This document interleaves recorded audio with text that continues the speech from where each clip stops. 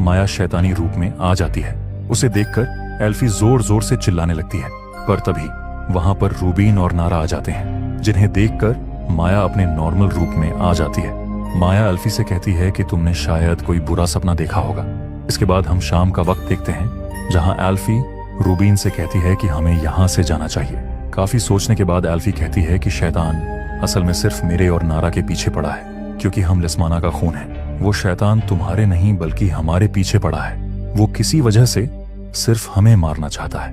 दरअसल रूबीन और माया लक्ष्मी के पहले पति के बच्चे थे और एल्फी और नारा में लिस्माना का खून था। पर वो शैतान सिर्फ इन दोनों के पीछे क्यों पड़ा था, ये हमें थोड़ी देर में ही पता चलेगा।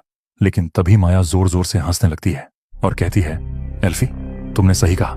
इतना कहकर माया वहां से भाग जाती है। ये लोग समझ जाते हैं कि वो शैतान माया के अंदर जा चुका है। रूबीन एल्फी से कहता है कि तुम नारा का ध्यान रखो, तब तक मैं माया को ढूंढ कर लाता हूं। जहां माया को ढूंढते हुए रूबीन एक कमरे में पहुंचता है, जहां माया उसका इंतजार कर रही थी। माया उसे समझाने लगती है कि हमें एल्फी और नारा को उस शैतान के हवाले करना होगा, लेकिन रूबीन उसकी बात बिल्कुल नहीं मानता। इस पर माया उसकी डॉल को तोड़ने लगती है, जिसकी वजह से रूबीन के भी हाथ पैर टूटने लगते हैं और उसकी बेरहमी से मौत हो जाती है।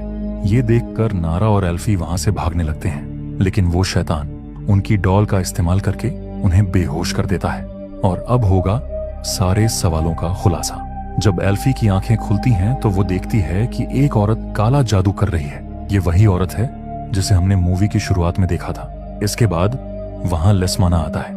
ये दरअसल उस वक्त का समय है जब लिस्माना के पास पैसा आ चुका था और अब वक्त था उस औरत का वादा पूरा करने का।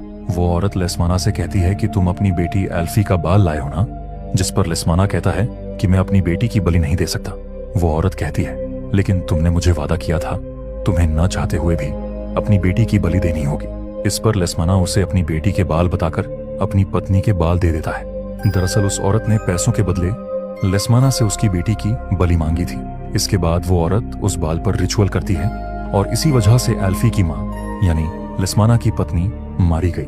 लेकिन रिचुअल के बाद उस औरत को पता चलता है कि लिस्माना ने उसे धोखा दिया है। वो उसे मारने जाती है, लेकिन इससे पहले ही लिस्माना उसके अंदर खंजर घोंप देता है। मरने से पहले वो औरत उसकी बांह नोचकर खा जाती है और कहती है, तेरा खून मेरे हाथों मारा जाएगा। तुमने पैसों के बदले अपनी बेटी की बलि देने का वादा किया था, जो तुमने पूरा नहीं किया। अब तुम्हारा सारा पैसा तुमसे छीन जाएगा। इतना कहकर वो औरत मर जाती है। इसके बाद लिस्माना उस औरत को बेसमेंट में दफना देता है, यानी ये जो शैतान है वो यही औरत है। इसके बाद वहां माया आती है, जिसके अंदर वो शैतान था। माया एल्फी की डॉल को नुकसान पहुंचाने लगती है, जिसका असर